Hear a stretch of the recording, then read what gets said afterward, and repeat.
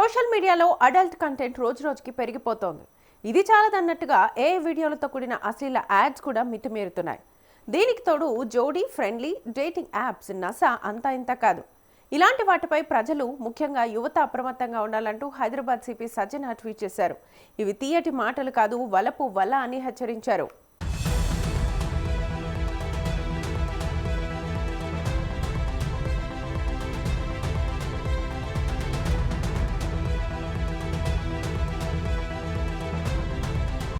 ఇక Instagram, Twitter, ఫేస్బుక్లలో ఈ మధ్య కొత్త తరపు యాడ్స్ వస్తున్నాయి. ఒంటరిగా ఉన్నారా? ఇంకెందుకు ఆలస్యం, ఈ యాప్ ఇన్స్టాల్ చేసుకోండి.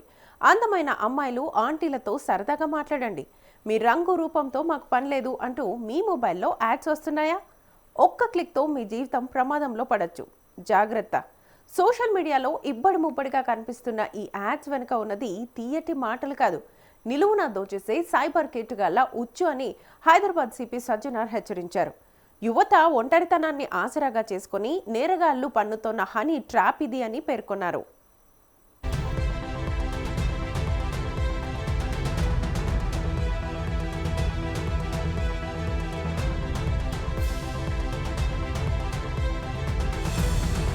ఈ వీడియోల్లో ఆకర్షణీయంగా కనిపిస్తున్న అమ్మాయిలు నిజం కాదు, అవన్నీ ఏఐ సాయంతో సృష్టించిన వీడియోలని సజ్జనార్ స్పష్టం చేశారు.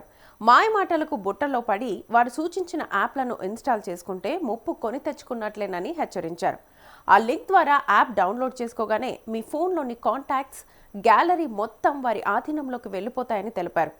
ఇక రాత్రిపూట సరదాగా మాట్లాడదామని వీడియో కాల్ చేస్తే అవతల వైపు న్యూడ్ వీడియోలు ప్లే చేసి స్క్రీన్పై ఉన్న మీ ముఖాన్ని రికార్డ్ చేస్తారని పేర్కొన్నారు. ఆ తర్వాత దాన్ని మార్ఫింగ్ చేసి మీ కాంటాక్ట్ లిస్ట్లోని బంధుమిత్రులకు పంపుతామంటూ బ్లాక్మెయిలింగ్, సెక్స్ టార్చర్కు దిగుతారని చెప్పారు.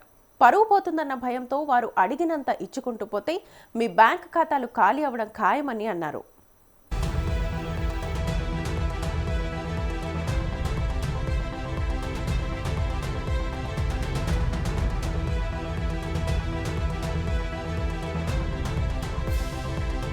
యూట్యూబ్, ఇన్స్టాగ్రామ్, ఫేస్బుక్ తదితర సామాజిక మాధ్యమాల్లో ఇలాంటి మోసపూరిత ప్రకటనలు ఇస్తున్న వారిపై చట్ట ప్రకారం కఠిన చర్యలు తీసుకుంటామని సజ్జన స్పష్టం చేశారు. ఆన్లైన్లో ఎవ్వరూ మీకు ఊరికే స్నేహితులు కారు. ఆ ఆకర్షణ వెనుక మీ డబ్బు, పరువు లాగేసే భారీ కుట్ర దాగి ఉందని గ్రహించాలని సూచించారు. క్షణికావేశంలో గుర్తు తెలియని fake dating, video calling apps install చేసుకుని జీవితాలను నాశనం చేసుకోవద్దని జాగ్రత్తలు చెప్పారు. రాత్రి వేళల్లోనే ఈ యాప్స్ దర్శనమిస్తున్నాయి, జాగ్రత్తగా ఉండండి అని సూచించారు.